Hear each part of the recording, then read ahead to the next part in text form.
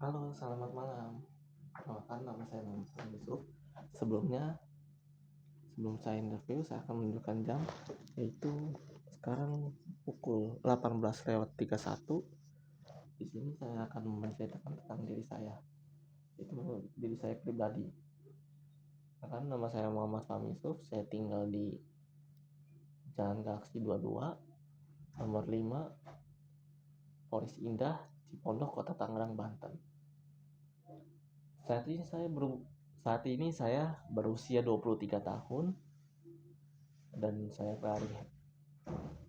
saya lahir Jakarta tanggal 24 Desember 2003. Oke. Saat ini saya mahasiswa aktif di Telkom University Jakarta. Dan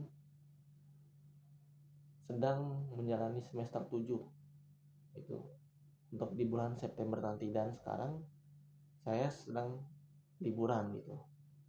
Yang masa-masa liburan. Oke. Itu untuk tentang diri saya hobi bermain game dan hobi bermain bola juga. Dan saya juga bisa mahir 2 bahasa, yaitu Arab dan bahasa Inggris.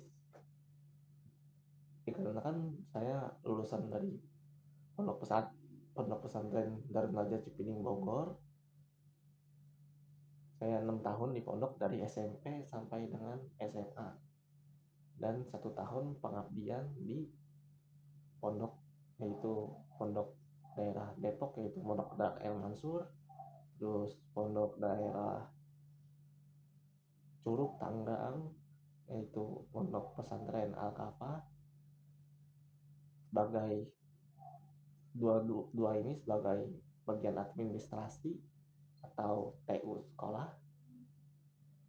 itu untuk mengurusi data-data dari para santri maupun laki-laki dan perempuan. Oke. Keahlian saya yaitu soft skill saya itu bisa mahir berbahasa dan public speaking, dan juga hard skill saya yaitu bisa coding gitu. Coding walaupun tidak terlalu profesional karena saya masih intermediate atau enggak junior gitu. Di pertanyaan satu ini telah selesai saya menjelaskan tentang diri saya. Untuk selanjutnya yaitu pertanyaan 2. Kenapa kamu memilih SmartPad? Karena SmartPad ini adalah wadah bagi pencari seperti pengalaman dan lowongan pekerjaan atau magang seperti mahasiswa seperti saya ini, yaitu sangat berguna dan memudahkan. Seperti saya ini mahasiswa bisa mencari magang ataupun tempat kerja yang telah direkomendasikan oleh SmartPad sesuai dengan skill dan kemampuan kita sendiri gitu. Jadinya saya tidak khawatir karena ada SmartPad. Saya 100% percaya kepada SmartPad bahwa saya 100% percaya kepada SmartPad bahwa saya bisa meningkatkan skill dan upgrade pengaturan dan skill saya. Untuk pertanyaan ketiga yaitu kenapa pilih posisi ini? Karena berhubung gara saya melihat video dari YouTube, itu dari programmer zaman now. Sebelum saya masuk kuliah, saya tertarik dengan dunia IT gitu, IT developer, dan akhirnya saya pun mendaftar kuliah di Telkom University. Alhamdulillah, melalui jalur rapot, alhamdulillah saya lolos dan masuk ke Telkom University Jakarta, Fakultas Rekayasa Industri dan jurusan Sistem Informasi. Nah, di situ saya belajar tentang basic-basic dari IT ini, yaitu dunia perkodingan, mulai dari bahasa pemrograman, komponen-komponennya, hostingnya, networkingnya gitu.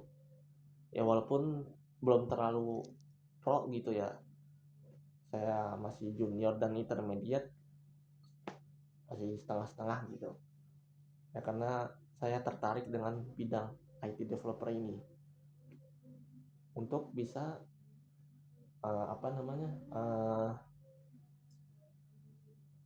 belajar digitalisasi, karena di dunia ini perlahan-lahan yang tadinya menjadi manual berubah menjadi serba sistem gitu.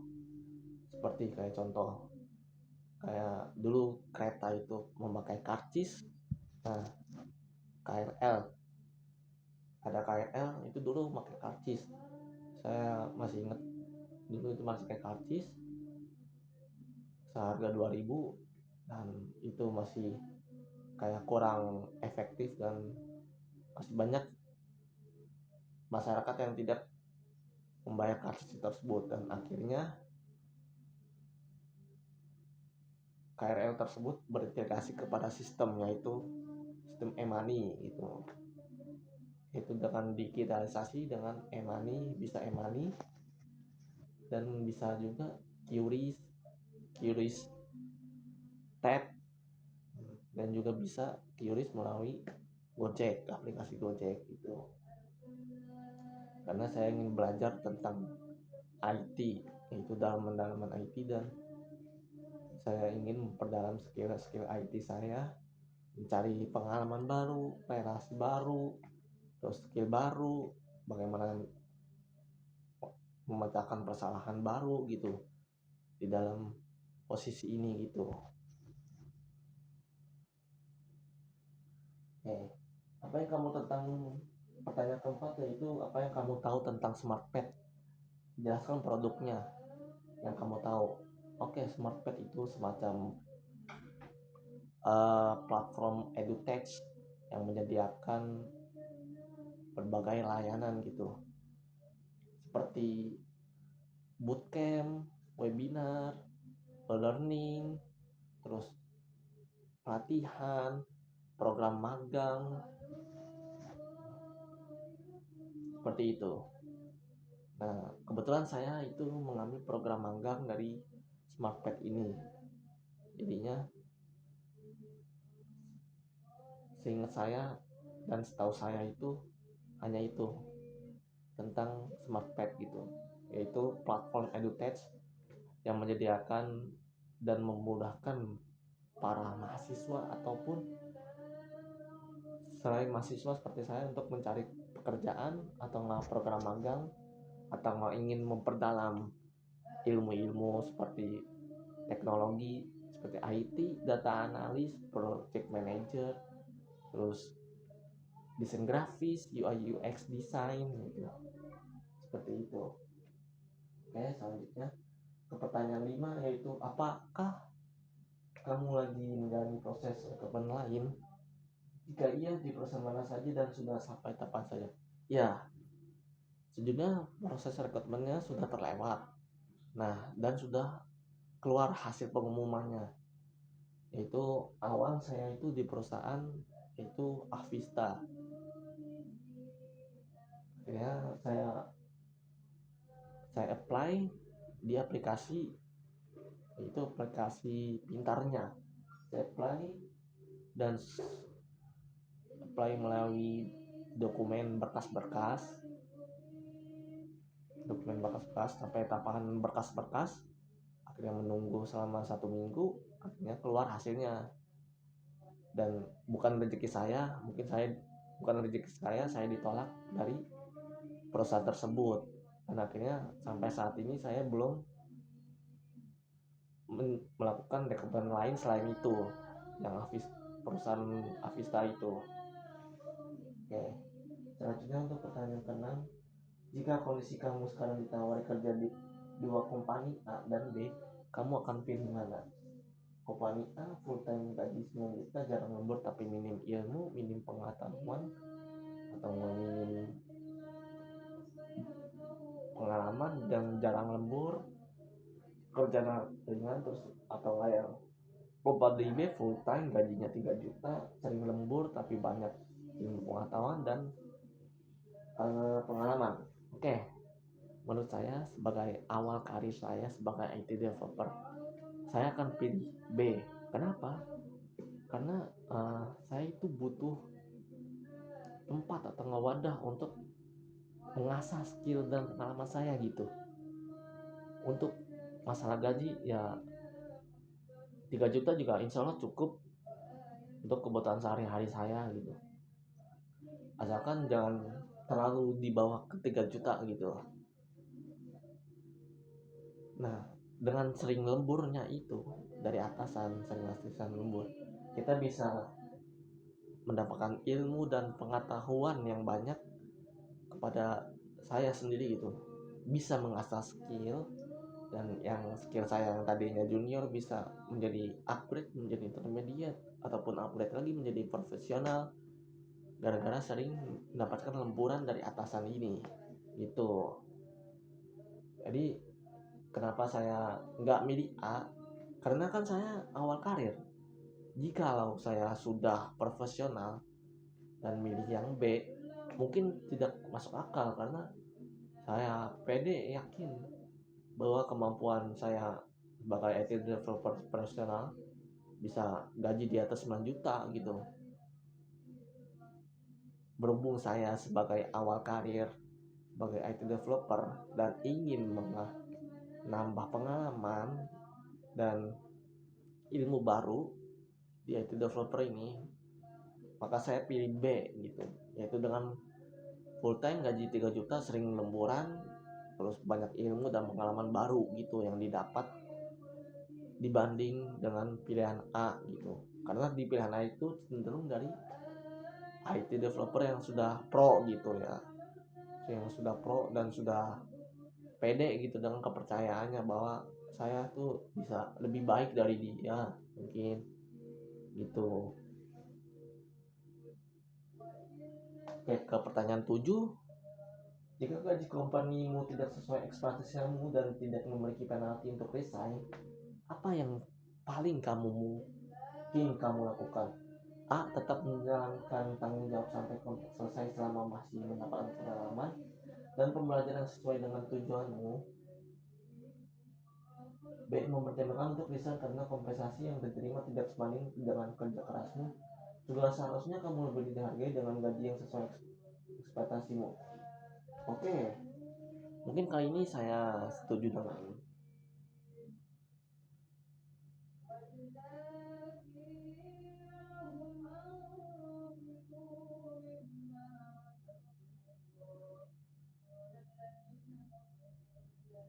Oke, menurut saya untuk itu saya pilih B. Bagian B,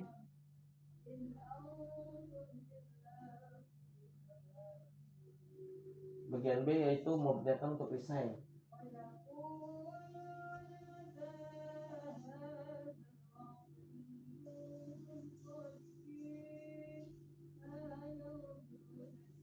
Oke, untuk kali ini di pertanyaan kedua saya memilih B.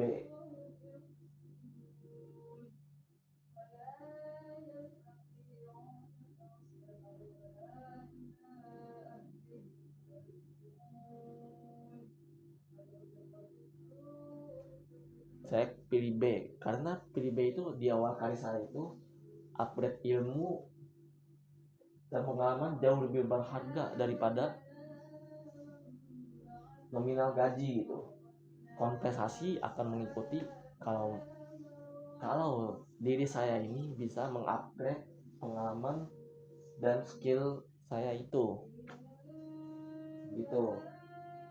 Jadinya ya saya pilih B ya karena itu di awal karir saya sudah bekerja keras gitu dengan melihat tutorial dari segala macam media sosial ya, seperti YouTube, Instagram, TikTok, untuk bisa mengupgrade diri sendiri gitu, skill dan pengalaman saya sendiri, dan sering mendapat lemburan dari atasan. Nah, itu lebih berharga gitu daripada nominal gaji, karena ya kompensasi itu, gaji itu akan mengikuti kita gitu, dengan sesuai dengan pengalaman dan skill kita gitu. Jikalau skill kita naik dan pengalaman kita banyak gitu, otomatis ya gaji juga pasti akan naik juga, sesuai dengan kapasitas, skill dan pengalaman dari diri kita sendiri gitu. Nah, jadi menurut saya lebih baik B gitu, berhubung saya di awal karir dan saya butuh untuk upgrade skill dan mengasah skill saya di SmartPad ini gitu. Semoga di SmartPad ini saya bisa upgrade skill dan pengalaman saya lebih banyak di SmartPad ini. Oke, pertanyaan 8, kamu mendapat teks dari atasan. Setelah dikerjakan hasilnya belum sesuai. Akhirnya atasan menjelaskan lagi teks tersebut. Setelah kamu mengerjakannya dan melaporkan hasilnya lagi di grup divisi, kamu masih melakukan kesalahan yang sama. Atasan lalu menegur dan mengkoreksimu di grup divisi yang juga dilihat oleh anggota tim lain. Apa yang akan kamu lakukan? Tidak nyaman dan hilang semangat kerja, mulai berpikir tidak cocok dengan lingkungan kerja, dan mempertimbangkan untuk resign tidak seharusnya menegur di grup tersebut. A. Yang B, malu karena masih melakukan kesalahan yang sama, menerima teguran dan memperbaikinya. Teguran di grup juga bisa menjadi pembelajaran agar nanti belajar tidak melakukan kesalahan yang sama. Oke, menurut saya pribadi, saya pilih opsi B. Kenapa? Karena saya malu, karena sudah tadi yang pertanyaan, saya mendapat teks dari atasan, terus saya sudah kerjakan, terus hasilnya tuh belum sesuai dengan atasan gitu, instruksi dari atasan. Akhirnya atasan menjelaskan lagi kepada saya bahwa instruksinya bahwa untuk merevisi dari hasil teks ini kepada saya gitu. Dan akhirnya saya pun mengerjakan, tetapi saya mengulangi 2 kali gitu. Ya wajar, saya malu gitu, karena sudah mendapat revisi pertama, tiba-tiba revisi kedua gitu. Saya malu gitu, karena melakukan kesalahan yang sama gitu, atau enggak kesalahan yang berbeda gitu. Saya malu dan mengoreksi diri menerima teguran itu dan akan memperbaiki kesalahan saya gitu untuk kedepannya. Kalau misalnya ada teks lagi gitu, dan untuk teks sekarang saya akan memperbaikinya dan merevisinya hingga sampai menurut atasan itu benar dan hasilnya pas gitu, sesuai dengan instruksi atasan gitu.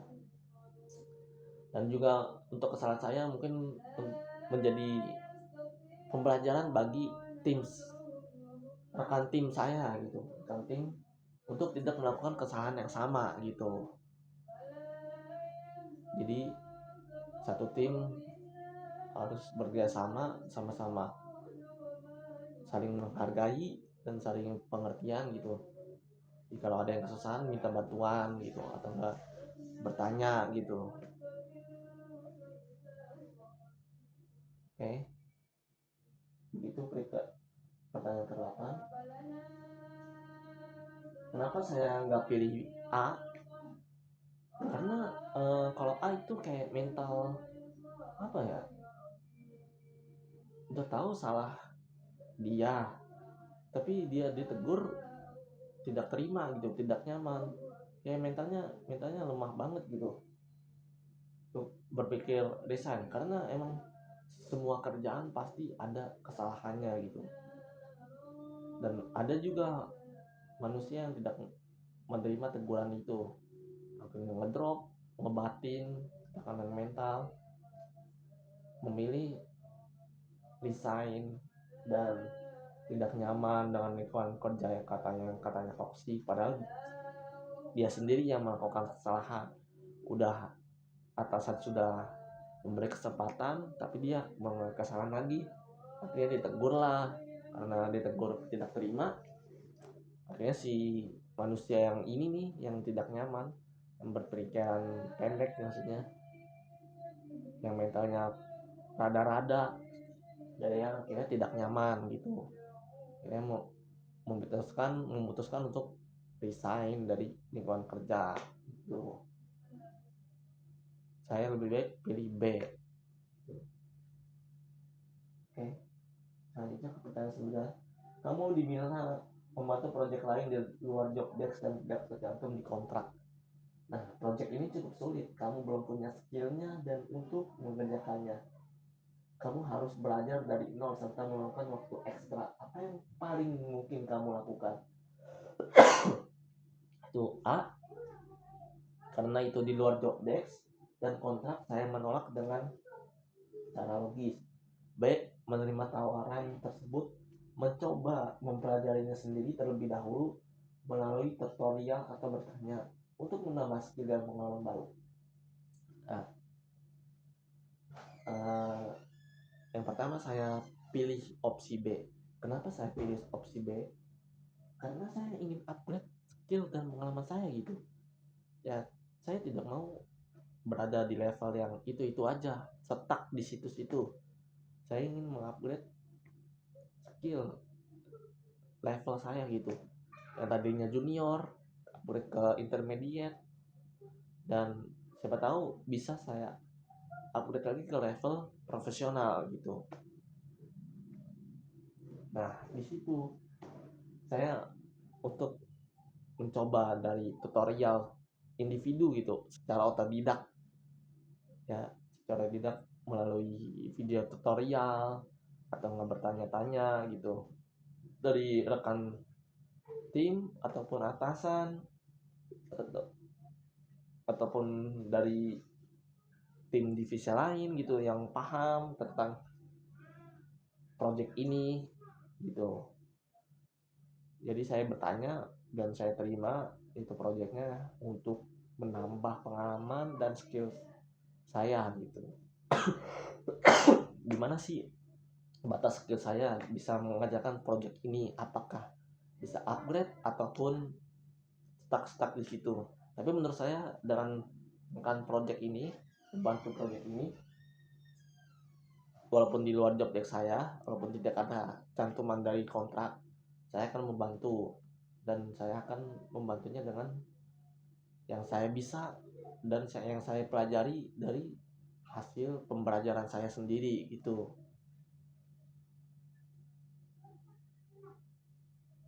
Ya walaupun melakukan waktu tenaga maupun waktu secara ekstra gitu, nggak apa-apa, demi skill dan pengalaman saya bertambah. Saya tidak mau terjebak di satu level saja, yaitu junior. Tidak, saya tidak mau. Saya ingin upgrade lagi, mengasah skill dan pengalaman saya. Ingin banyak pengalaman gitu, agar di kemudian hari saya bisa lebih mudah mencari pekerjaan di perusahaan lain gitu, ataupun bisa membangun perusahaan sendiri gitu. Oke, segitu dari pertanyaan 9, jawaban dari pertanyaan 9. Selanjutnya di pertanyaan ke-10, yaitu kamu adalah staff baru, sudah menambahkan workflow dan contoh pengerjaan teks. Kamu diberi waktu 2 hari untuk mempelajarinya, dan mulai hari ketiga kamu sudah harus menjalankan teks tersebut secara mandiri. Kamu juga diperbolehkan bertanya jika mengalami kendala. Apa yang paling mungkin kamu lakukan? A, menunggu arahan atau teks dari mentor untuk membimbing dan memastikan kamu memahami workflow dan teks dikerjakan dengan benar. Wajar, staf baru sudah seharusnya benar-benar dibimbing.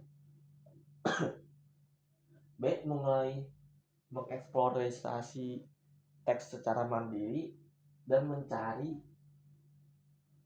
referensi tambahan dari berbagai sumber dan bertanya jika sudah mentok. Nah, ini dari pertanyaan ke-10 saya pilih opsi B, itu saya ingin secara mandiri gitu, tidak terus-terusan bergantung kepada orang lain gitu, karena saya ingin mandiri dan ingin mengasah skill saya dan juga menambah pengalaman juga. Di mana sih skill saya itu sudah berada di mana sih jika kalau saya sudah mendapatkan workflow dan contoh pengerjaan teks gitu, walaupun saya staff baru gitu. Di mana sih level saya ini, walaupun saya staff baru sudah dikasih kerjaan, kasih 2 hari untuk pembelajarannya, dan contoh misalnya dikasih deadline seminggu gitu, atau enggak deadline 5 hari. Nah itu kan mau tidak mau kita harus secara mandiri gitu untuk mengeksplor sendiri secara otodidak, mencari revisi tambahan dari berbagai internet seperti Google gitu, atau enggak YouTube, Instagram, TikTok gitu. Dan jikalau saya sudah mentok ya, mungkin saya akan bertanya kepada atasan saya ataupun rekan saya gitu. Kenapa nggak pilih opsi A? Karena itu kayak opsi A itu kayak terlalu ketergantungan kepada orang lain gitu. Kita kan kerja itu untuk mengasah diri, skill kita gitu, bukan ketergantungan antara satu manusia ke satu manusia yang lain gitu. Kecuali bisa atasannya instruksi gitu, nih kamu ntar kamu belajar dengan ini dengan si ini. Nah itu pun kalau misalnya diajarin ya paling sehari. Nah jika sudah diajarin, nah kita sudah harus berani gitu terjun sendiri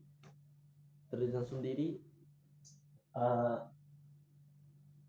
untuk mengerjakan workflow dan teks ini gitu, benar-benar sendiri jikalau kita sudah dibimbing walaupun 1 hari gitu.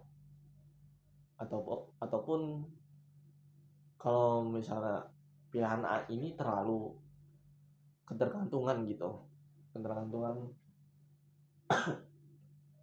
dari orang gitu.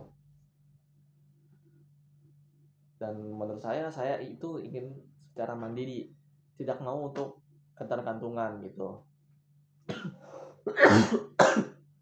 Jikalau kita menunggu arahan dari mentor ataupun dari atasan, mungkin akan lebih lama. Takutnya mentor ataupun atasan lupa gitu dengan workflow dan teksnya gitu, sehingga kita dibiarin gitu sampai deadline terlewat, kita pun dikasih sanksi ataupun hukuman karena tidak menggunakan teks atau workflow sesuai dengan deadline gitu. Akhirnya kan di situ menjadi masalah lagi, masalah yang baru.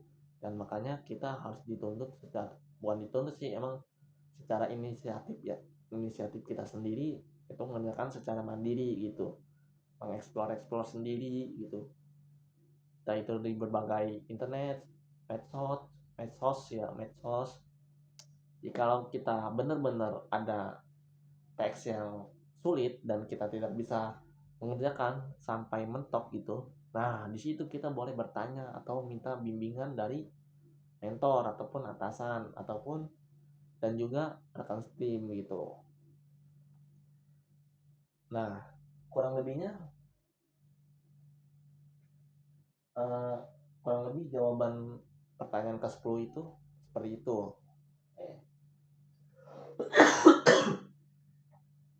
Oke, pertanyaan 11. Dalam 1 bulan terakhir, seberapa sering kamu belajar atau bekerja di luar jam formal mata kuliah atau jam kerja seharusnya? Jika pernah, jelaskan detail situasi apa yang kamu lakukan, seberapa sering, dan hasilnya bagaimana. Oke, mungkin di sini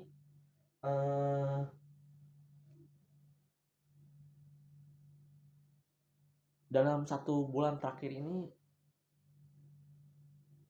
saya belajar gitu, belajar di YouTube tentang cara-cara komponen dasar dari bahasa pemrograman, Clash, terus bahasa pemrograman dari awal dari Python, YouTube channelnya programmer zaman now gitu. Saya melakukannya seminggu 4 kali gitu, seminggu 4 kali. Dan di waktu itu kadang pagi, kadang sore setelah asar. Nah, 2 waktu itu, pagi dan setelah asar gitu.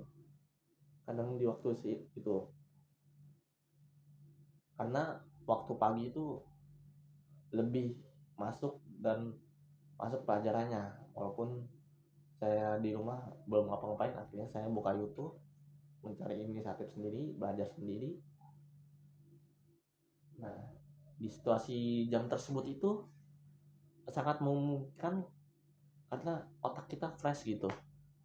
Untuk di jam-jam segitu bisa menyerap materi dari video tutorial di YouTube tersebut. Nah, selain YouTube, di YouTube ini saya belajar tutorialnya itu praktek. Nah, sedangkan untuk teori itu bisa dari Instagram ataupun Twitter X ataupun TikTok, tapi lebih sering sih dari Instagram. Saya TikTok jarang dan sekarang sudah hapus akun TikTok gitu. Nah, seberapa sering ya saya lakukan seminggu 4 kali gitu. 4 kali dalam waktu seminggu gitu. Dan waktunya itu pagi dan sore gitu.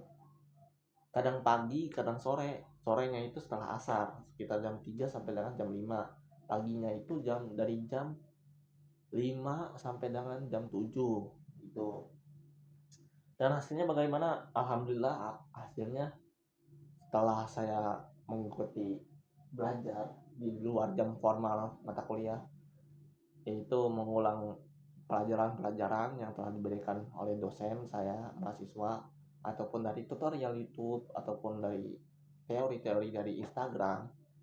Nah, alhamdulillah saya rasa saya meningkat sekitar ya 30 sampai dengan 40% lah ya, meningkat hasilnya karena belajar di luar jam formal ataupun jam kerja gitu.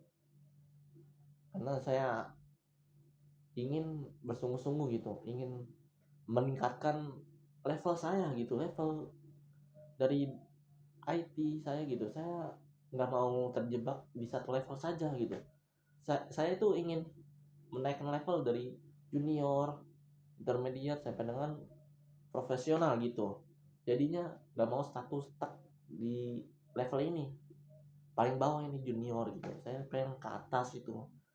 Bahkan kalau ada level lagi mungkin saya akan kejar sampai ke level paling atas gitu, dan sampai benar-benar paham dan bisa skill saya ini dan pengalaman saya ini terpakai kepada masyarakat yang ada di Indonesia ini gitu. Itulah jawaban dari pertanyaan ke-11 saya. Oke, ke pertanyaan 12, ceritakan momen titik terendah atau terberat di sepanjang hidup kamu dan bagaimana kamu melewatinya. Ya mungkin, oke. Di sini titik terendah saya itu semenjak ditinggal kepergian oleh almarhum ayah selama-lamanya. Saya benar-benar paling titik terendah, karena jikalau tidak ada bapak, pasti finansial ekonomi pun keluarga kami pun diuji finansial ekonomi gitu, dan juga diuji kesabarannya, ketangguhannya, ketabahannya gitu. Akhirnya sampai sekarang juga pun masih diuji dengan ujian finansial ekonomi gitu. Makanya saya, itulah momen terberat waktu pas tahun pertama atau sampai tahun kedua tidak ada almarhum bapak saya benar-benar ngedown dan tidak mau melakukan apapun itu, bahkan kuliah pun males gitu, nggak mood, karena emang bener-bener rasanya tuh ngedown gimana sih rasanya kehilangan orang tua gitu, apalagi sosok ayah gitu kan. Jadi itu saya merasa momen titik terendah saya gitu. Akhirnya setelah itu saya pun diberi nasihat ataupun saran masukan dari nenek saya, dari ibu saya, dan juga dari pacar saya juga gitu. Akhirnya setelah 2 tahun itu saya pun bangkit di tahun ketiga tidak ada almarhum bapak saya. Karena almarhum bapak saya meninggal tahun 2022 ya, 2023 awal Januari. Nah, makanya di tahun ketiga ini saya bangkit, bener-bener bangkit gitu. Saya ingin membuktikan bahwa saya bisa gitu, jikalau tanpa sosok ayah gitu.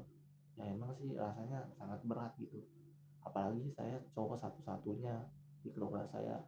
Kakak saya cewek, adik saya cewek, ibu saya juga sama. Jadi saya cowok satu-satunya di keluarga ini. Jadi mau nggak mau jadi tulang punggung juga iya, terus jadi pelindung juga iya, dan segala macam masalah.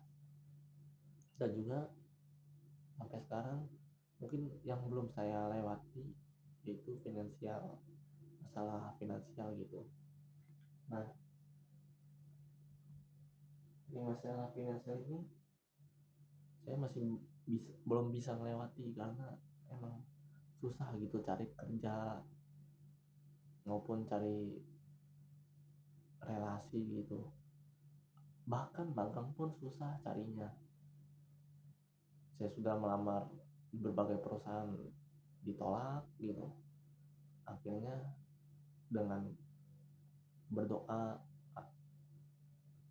berdoa dan hasil, insya Allah saya yakin di Smartpad ini, saya yakin 100% akan lolos gitu, dan bisa membahagiakan kedua orang tua saya, walaupun ayah saya udah gak ada gitu. Tapi setidaknya ayah saya bisa melihat dari atas bahwa anaknya bisa berhasil gitu tanpa ada sesosok ayah gitu. Dan saya ingin membahagiakan kedua orang tua saya, terus keluarga saya juga untuk kehidupan sehari-hari gitu. Makanya alhamdulillah dengan saya bangkit itu ya dari dukungan nenek, ibu, maupun dari pacar juga, walaupun dari kakak adik pun nggak ada gitu. Iya, saya akhirnya bangkit dari keterpurukan dan kesedihan setelah kepergian. Ya alhamdulillah sudah bangkit. Ya tinggal satu masalah, yaitu untuk finansial. Karena kan